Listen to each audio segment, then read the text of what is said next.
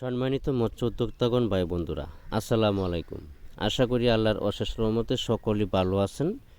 আমার এই ছোট্ট ভিডিওটি দেশ এবং দেশের বাহির থেকে যে যেখান থেকে বসে দেখতে পাচ্ছেন, ভিডিওটি ভালো লাগলে একটি সাবস্ক্রাইব করে রাখবেন পরবর্তী নতুন ভিডিও পেতে। আজকে আমি আলোচনা করব 2025 সালের নতুন বছরের গোল্ডেন কালার দেশি ট্যাংরা মাছের সম্পর্কে।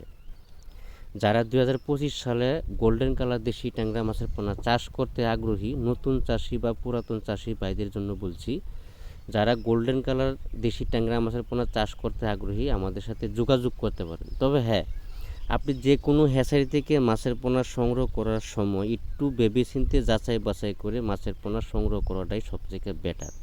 কেননা একটু ভুলের জন্য আপনার লক্ষ লক্ষ টাকা ক্ষতিগ্রস্ত হচ্ছে। আপনি ভালো মানের মাছের পোনা পাচ্ছেন না। এই পোনাগুলো আপনি কালচারে মজুত দিচ্ছেন, দেওয়ার পরে লক্ষ লক্ষ টাকা খাবার খাওয়াচ্ছেন, মাছের কোনো রেজাল্ট বা ফলাফল আসছে না।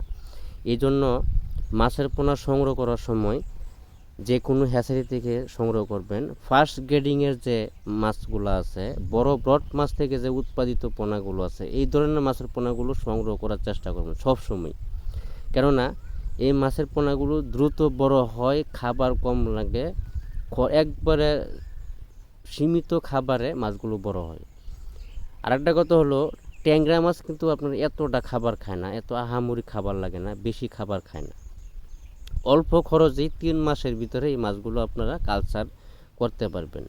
3 মাসের ভিতরে 18টা 20টা কেজি আছে গোল্ডেন কালার দেশি ট্যাংরা মাছের পোনা। কিন্তু সব জায়গায় আপনি ভালো মাছ পাবেন না। যারা বাটপার বা চিটার বাটপার চত্র বা এরকম ধরনের কাজ করে, তারা এই ধরনের আপনাদেরকে মাছ দিবে। 10 পয়সা 5 পয়সা 20 পয়সা কমের জন্য আপনারা ক্ষতিগ্রস্ত হচ্ছেন। দরকার পড়ে আপনার সরাসরি হ্যাচারিতে এসে হ্যাচারি ভিজিট করে মাছের পোনা সংগ্রহ করেন, তারপরেও আপনি ভালো মানের পোনা পাবেন।